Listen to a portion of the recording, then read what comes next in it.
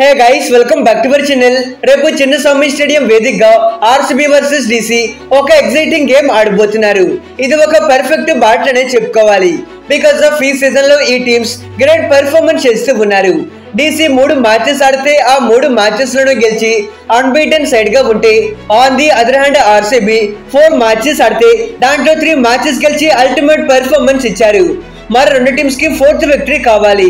So best versus best match ఆడబోతున్నారు. ఇక ఈ వీడియోలో 2 టీమ్స్ యొక్క head to head records, pitch report, playing 11, finally ఈ మ్యాచ్ లో ఏ టీం గెలుస్తారు అనేది క్లియర్ గా డిస్కస్ చేద్దాం. మన ఛానల్లో ఇలాంటి ఇంట్రెస్టింగ్ వీడియోస్ రెగ్యులర్ గా వస్తూ ఉంటాయి.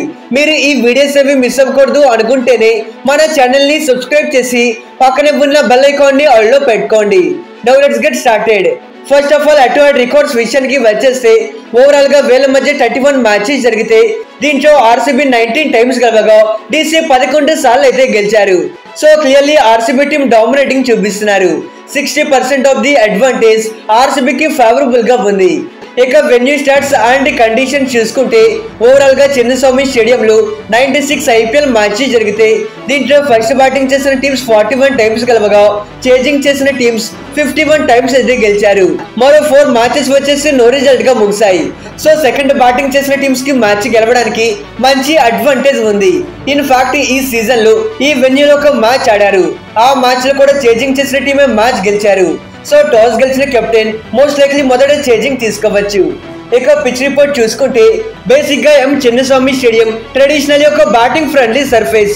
లాస్ట్ మ్యాచ్ లో ఆర్సీబీ ఫస్ట్ బ్యాటింగ్ చేసి 169 రన్స్ స్కోర్ చేశారు.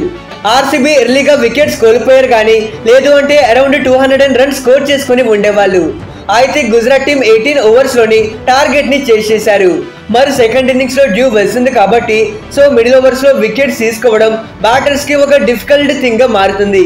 ఎగ్జాక్ట్లీ లాస్ట్ మ్యాచ్ లో డ్యూ రావడం కారణంగా ఆర్సీబీ బౌలర్స్ వికెట్స్ తీసుకోలేకపోయారు. సో ఈ మ్యాచ్ లో టాస్ అనేది చాలా వరకు క్రూషియల్ గా ఉండబోతుంది.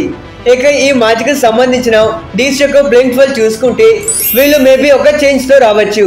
ఓపెనర్స్ గా Jake Fraser and Faf du Plessis, number 3 లో అభిషేక్ పోరెల్, 4 లో వికెట్ కీపింగ్ బ్యాటర్ గా కేఎల్ రాహుల్, 5 లో కెప్టెన్ అక్షర్ పటేల్, 6 లో ట్రిస్టన్ స్టెప్స్, 7 లో అశుతోష్ శర్మ, 8 లో విప్రజ్ నిగమ్, 9 లో మిచెల్ స్టార్క్, 10 లో కుల్దీప్ యాదవ్, 11 లో ముఖేష్ కుమార్ అండ్ ఇంపాక్టివ్ ప్లేయర్ గా మోహిత్ శర్మ ఆడతారు. అయితే ఈ మ్యాచ్ లోకి ఫాఫ్ డు ప్లెసిస్ అవైలబుల్ లో రావచ్చు. లాస్ట్ మ్యాచ్ లో ఇతని ఇంజరీ కారణంగా ఆడలేదు. అయితే ఫాఫ్ ఈ వెన్యూలో చాలా కాలం ఆడున్నాడు. సో ఇక్కడ కండిషన్స్ గురించి ఇతనికి బాగా తెలుసు కాబట్టి ఇతను క్రూషియల్ ప్లేయర్ గా ఉంటాడు. ఆల్సో వీళ్ళ మరో ఓపెనర్ జేక్ ఫ్రెజర్ కొంతవరకు స్ట్రగుల్ అవుతున్నాడు.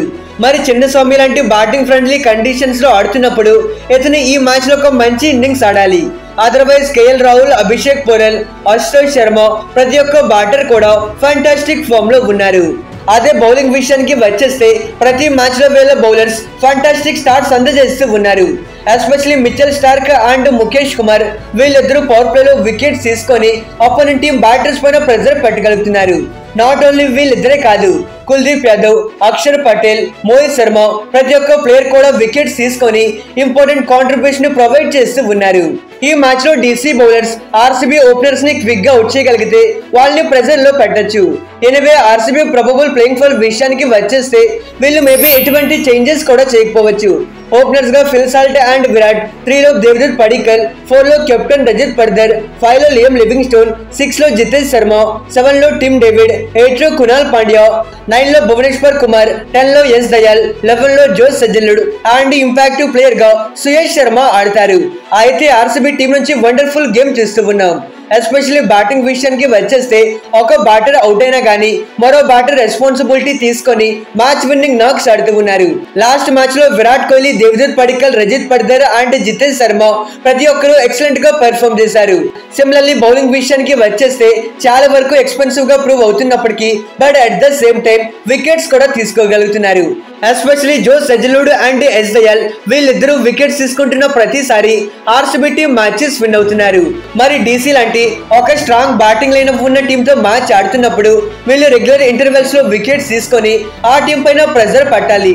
అయితే ఆర్సీబీ టీమ్ తో ఉన్న ఒక ప్రాబ్లం ఏంటి అంటే వీళ్ళ హోమ్ కండిషన్స్ ని ప్రాపర్ గా యూటిలైజ్ చేసుకోలేకపోతున్నారు. మనం లాస్ట్ మ్యాచ్ లో కూడా చూసాం, వీళ్ళు చిన్నస్వామి స్టేడియంలో గుజరాత్ టీమ్ తో ఓడిపోయారు. సో వీళ్ళు మరోసారి ఈ మిస్టేక్ ని రిపీట్ చేయకూడదు. ఫైనలీ విన్నింగ్ ఛాన్సెస్ విషయానికి వచ్చేస్తే మనం ముందు మాట్లాడుకున్నట్టు ఇది best versus best game. Absolutely ఈ మ్యాచ్ లో ఏ టీం అయితే క్వాలిటీ గేమ్ ఆడతారో ఆ టీమే మ్యాచ్ విన్ అవుతారు. మరి ఆర్సీబీతో కంపేర్ చేసుకుంటే Delhi little bit better touch లో కనిపిస్తున్నారు. సో డీసీ టీం మ్యాచ్ గెలవడానికి లైట్ ఛాన్సెస్ ఉన్నాయి. అదర్వైజ్ ఆర్సీబీ బౌలర్స్ బాగా పర్ఫామ్ చేస్తే సో వాళ్ళు కూడా మ్యాచ్ గెలవడానికి ఛాన్సెస్ ఉంటాయి. ఇక ఇది గైస్ వాళ్ళ వీడియో. ఈ మ్యాచ్ లో ఎవరు గెలుస్తారు అని మీరు అనుకుంటున్నారు? మీ ఒపీనియన్ ని కింద కామెంట్ చేయండి. Okay friends, bye, thanks for watching.